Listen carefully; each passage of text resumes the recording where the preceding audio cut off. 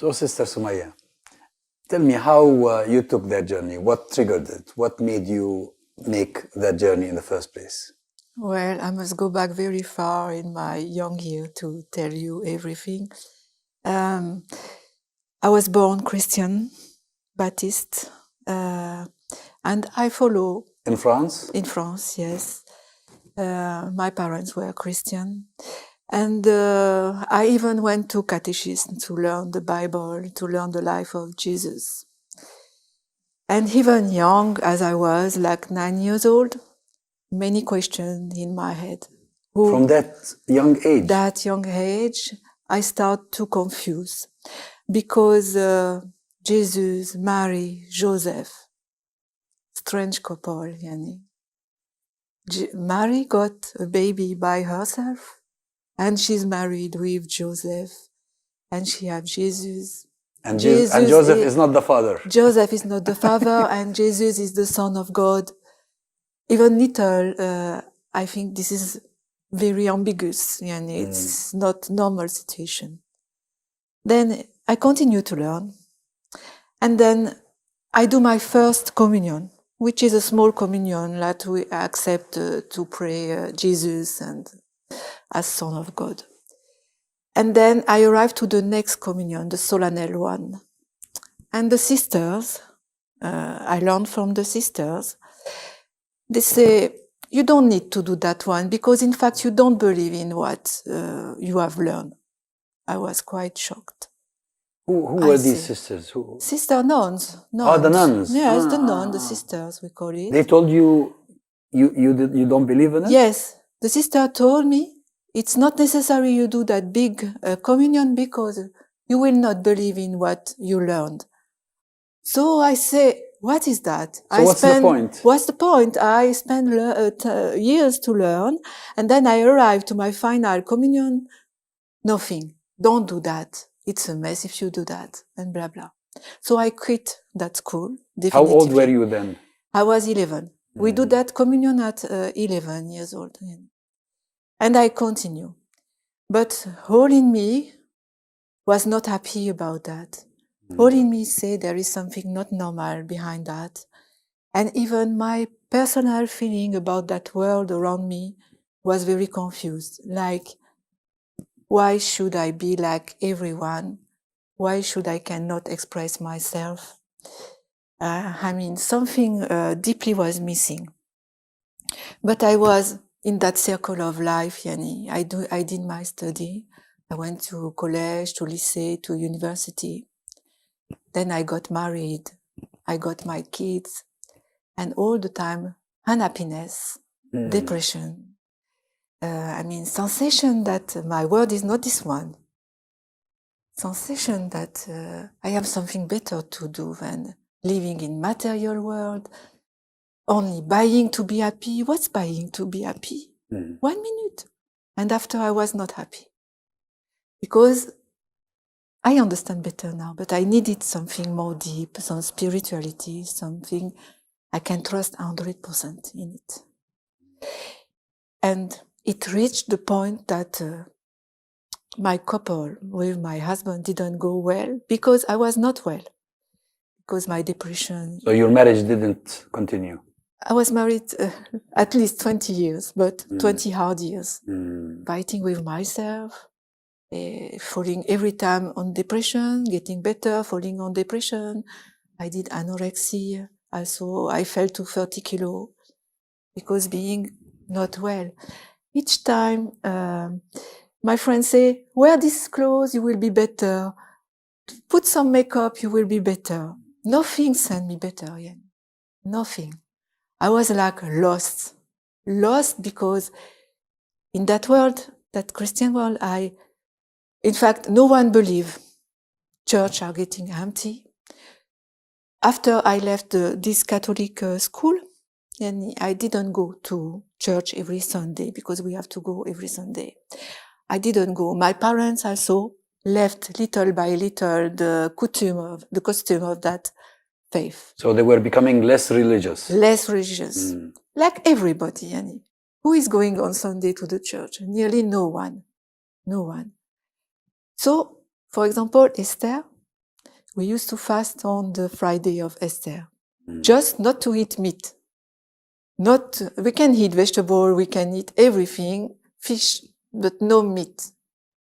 Little by little, we start to eat little meat, and then again, and then again. And it's not only my family, but all families were little by little losing their faith. So in that context, which is general context in Europe, that Catholicism is decreasing and mashallah, Islam is increasing, is that people lost their faith. Where were you? Which city in France? I was in Grenoble. I was born in Grenoble and live in a little village near Grenoble, Sassenage. So there were not many Muslims around you? No. The one who came is Algerian people who came to work in France. And after they bring their family, and they were living, apart from the village. On their own? Yes, on their own, because they were very badly seen by the village people. So, Muslim, I don't have a good pictures of Muslim at this time, because for us it was a world apart. Who are they? They are barbarian. They are someone coming from we don't know where. The mentality of village. So after, when I got married, I moved to Marseille, which was a big city and with many kind of ethnicity. Lots of Muslims too. Muslims, Jewish, everyone there. It's a port, so... Multicultural city, yes. So I start to see, but Muslims, were badly seen too. So they have their areas, and Jewish have their areas, and finally Marseillan people have their areas. I saw only that. So I stayed 22 years in that town. 22 years, very hard. In Marseille? Very hard for me.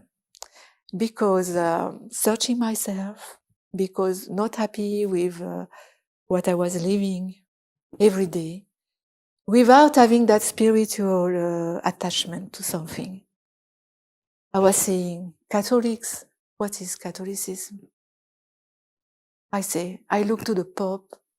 He's living in a big palace with gold, with everything around him. He's protected, everything. And us, in what we should believe, in that material Christian world represented by the Pope, or in our everyday life.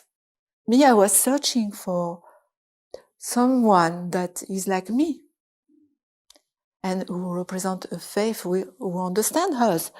But the only model I have is a hierarchy: priest, évêque, cardinals, pope, that manage us. And that hierarchy full of money. Yeah, sometimes you wonder when you read about Jesus Christ and how his life was, where all this came from, this hierarchy. Where did it come from? Yeah, I never understood. Yeah. Since I accept Islam, I never understood that story. What actually triggered it? What happened in Marseille? What happened in Marseille? My couple was very down because my searching of myself. And the last struggle I have to face is big anorexia. I went to hospital for that.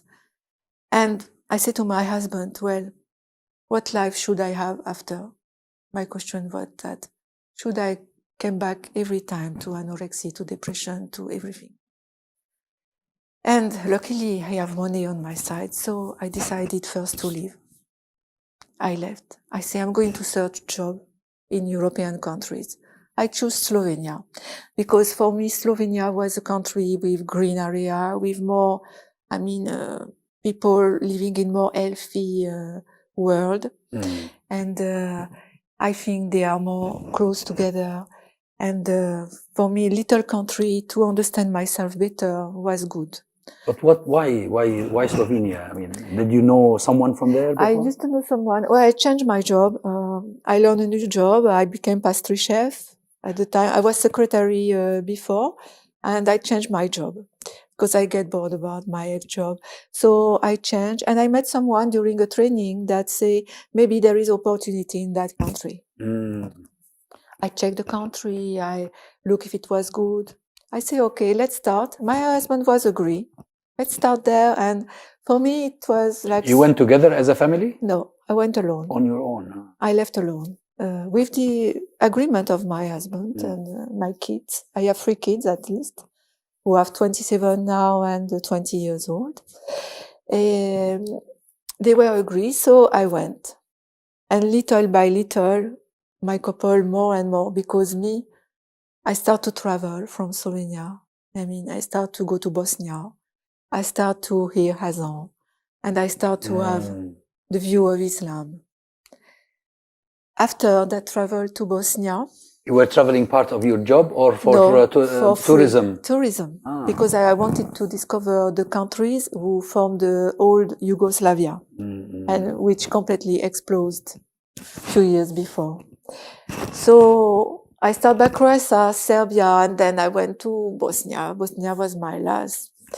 And it's here in Bosnia that I heard my first azan. I will never forget that. You went to Sarajevo? I went to Sarajevo, and I do all the travel by bus till Mostar. And it's there that I hear my first azan. And I will never forget it, because it brings warmness in my heart. Just by hearing it? Just by hearing. Although you didn't understand what it was? Exactly. At the first, I didn't understand exactly what it expressed. But it warms my heart so much that I say, I must go deeper. Why this song warmed my heart so much? Why am I here? I was like alone in a very small area, and the mosque was up in a little mountain, and I heard that guy calling with the reflection of the voice, of the echo of the voice. Echo, yes. With the mountain. It was just amazing for me. And I was alone, and I was like not moving. Hearing that, till the end, hearing that. And I say, wow, maybe something good, Yani, something that happened to me good in this world. And then I searched, because Bosnia is Islam, so I searched. I went to internet when I was back, and I say, next travel, Istanbul.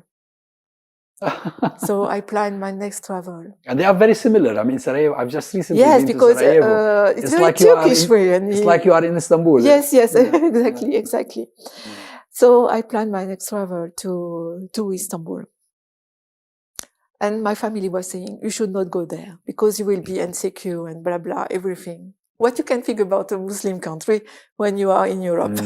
It's common, Yani.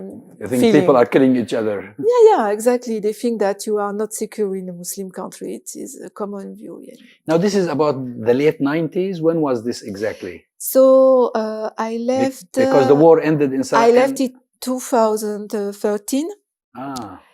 And I lived 1 year in Slovenia. And I left Slovenia for Turkey in 2014, the 1st April.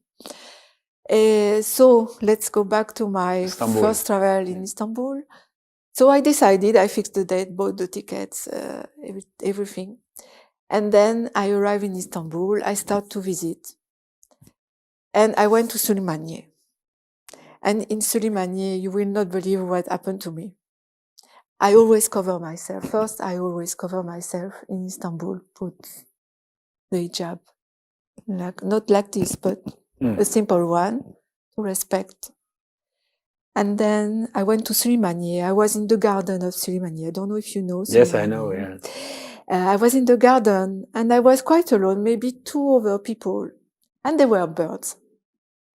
And suddenly I feel pushed by the back, just to fall.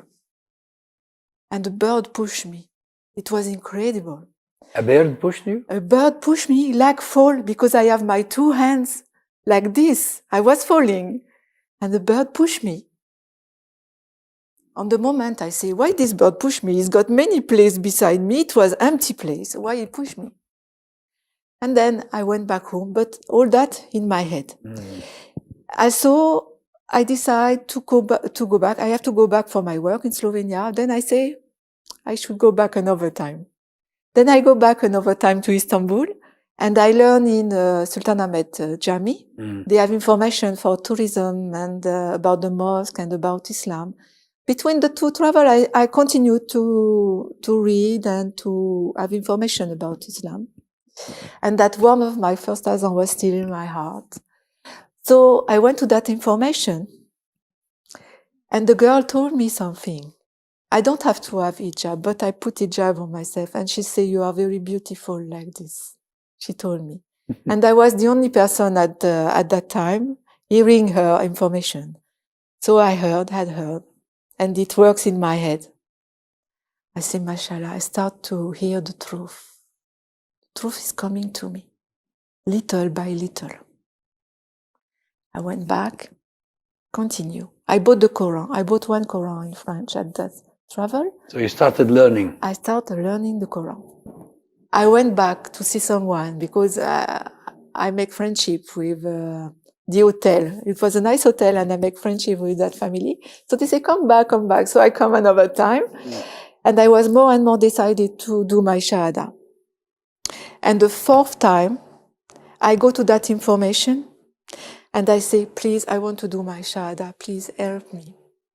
And I went to Sultan Ahmed and in 5 minutes, I did my Shahada. Oh. She helped me to do that. Subhanallah al-Azim.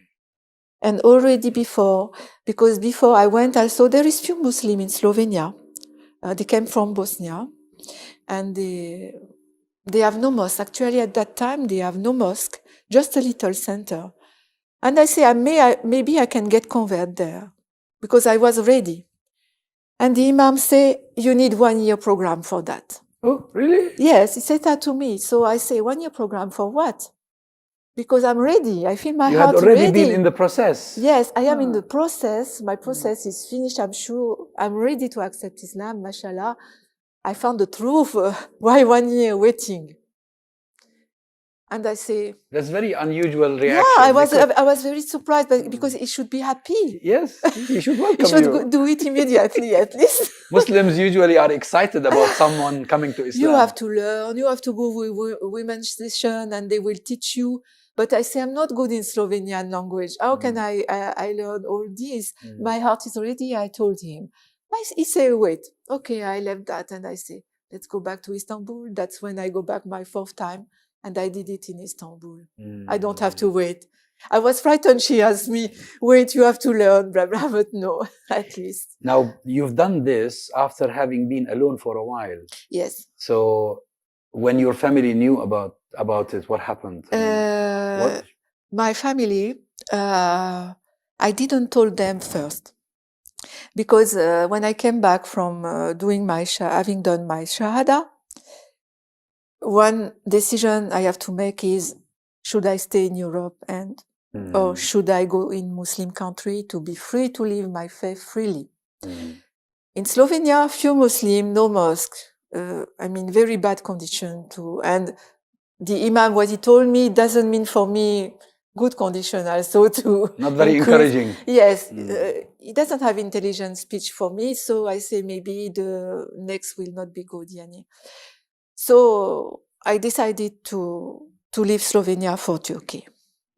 For good? Yes, yes, absolutely. My decision was very easy to take. Because I say, what I have in Europe, my couple is going down. I don't want to go back to that life. I'm happy now. I found the truth. I have a faith. I can trust in something, in Allah, not in Jesus, the Son of Allah, not in the Trinity, not in the Holy Spirit. All that cancel. I have only one person, Allah, to worship, which was wonderful because now all the things became clear in my head. It was, besides accepting the faith, it was a revelation for many questions I have in my head that became clear at the moment. And I say, what a mess I was in that world. Learning for what and learning what? Not the truth, finally. So my decision was taken very quickly. You didn't feel the burden of your social commitments with your family, with your country? No, at least I put my family aside because I say now I have to do something for myself. I have to live my life. Now that I find the truth, I will not wait for their acceptance or whatever. It is my qadar. It is my way of life, my way in Islam. They don't have to interfere. No one have to interfere. And I decided. I used to have a flat, everything. I gave everything to my friend in Slovenia. And I left Slovenia with only 2 suitcases. 2 suitcases. Here to Turkey? Yes. No home, no job. Just few friends in Sultanahmet, the one who helped me to do my shahada, and few others. So I have to find everything. I settled in hotel for few days. Then before that friend, Sultanahmet, that's where Shamsuddin they happened. And she told me, you should write to that man. Maybe he can help you for home, for job, and so on. I wrote, but I have no answer of him. So I continued to write. And finally, I met him. I was already in Turkey. So he found me a job. Instead of doing cakes, I was ironing, but it was a job. And mostly I was so happy. Even poor, very poor. I was so happy. I mean, for me, it was like a new life, newborn. I was a newborn for everything. So now you've moved to Turkey after you've made the Shahada. You settled down, you found a job and a new life. I found a job, but a little job. I have to find a flat, but I have nothing in my flat. I used to sleep on carpet. And I stay like this, but I stay firm in my belief and my goals. And Allah bless me with a full-time job after my real job. I was pastry chef in bakery in Nishantashi after, during 4 years. I thank Allah for that because He blessed me. I did my shahada and blessed me so much after. By make me coming here in Turkey, having a home, having a job. And now I settled in Turkey forever. I hope, inshallah. I think the beginning is always difficult. And this is what Allah tells us in Surah Al-Ankabut. حَسِبَ النَّاسُ أَن يُتْرَكُوا أَن يَقُولُوا آمَنَّا وَهُمْ لَا يُفْتَنُونَ. The meaning of the verse is that, do people think that they will be left alone when they say we believe? They will have to be tested. Those before them were tested. So probably that was some sort of a test. I stay firm and I continue to stay firm, Yani, because I'm so happy. Allah blessed me so much with many things in my life. I enjoy many things I see. It's a blessing from Allah. I understand everything now. It's wonderful. So what happened to your family? So my family, I wrote to my husband and I say, I have accepted Islam. And I send you back the key of the flat in Marseille because I have 1 key. I send you back everything. Now I will settle in Turkey and we have to manage the divorce and so on. But this is another issue which continue nowadays. But I have to face that issue, but I will face it. Because in Catholicism there is no divorce, right? We are married, so we have to divorce. We have to divorce. Yeah, we have to divorce for him, let him free, and me. I cannot be married, being Muslim. I cannot be married with a Christian. And by the way, our couple was finished, so we have nothing to do. And you've been living alone for so long. Yes. But what about the children? Are you still communicating with them? No, they cut communication when they learned that I accept Islam. Oh, really? Yes. There is now 6 years that I didn't communicate with them. I have one sister in my born city. Who I communicate with actually, and I told her that I have accepted Islam, everything. But she already married with a Turkish man, so she has more facilities to understand my view. Even if I think for her it's a little hard to understand how I can pass the gate and go to Islam. Oh, she hasn't converted? No. Because I say she's married, she's living with that guy. Because in my country it's a law to live without being married. Yes. She got 1 kid from that guy, and then it makes more easy for me to explain her my way. But my children, they cut definitively. That's very sad. I went back to Marseille. I say, maybe I can see them. I ask for them. And they say, now we are going forward. We don't want to see you. And we don't want to talk to you. You know, that thing really amazes me, because in the liberal West, people talk about freedom of choice. But when people choose something like this, they are immediately sanctioned. This is not really in mind. This is just an utopic idea. Some minds are still locked. I didn't change. I accept Islam, but I'm still their mother. And they are not stranger because they are Catholic and me now I am Muslim. They are my kids. They are my blood. I will tell you even something, that my biggest son, which have at least 24 years at the time. It was the time when it happened in that newspaper, they killed 12 people saying Allahu Akbar, Charlie Hebdo. Ah, yes. I came to Marseille a few times after, and I would like to meet him. I text him, and then his father came instead to see me. And he told me, Ludovic, it was his name. Ludovic told me, should I call the police because my mother is Muslim and she's coming in France? Maybe she can have a bomb. The blood of my blood is saying that. So what should I think? What should I think? I was so shocked. I say, how it's possible my son is talking to me like this?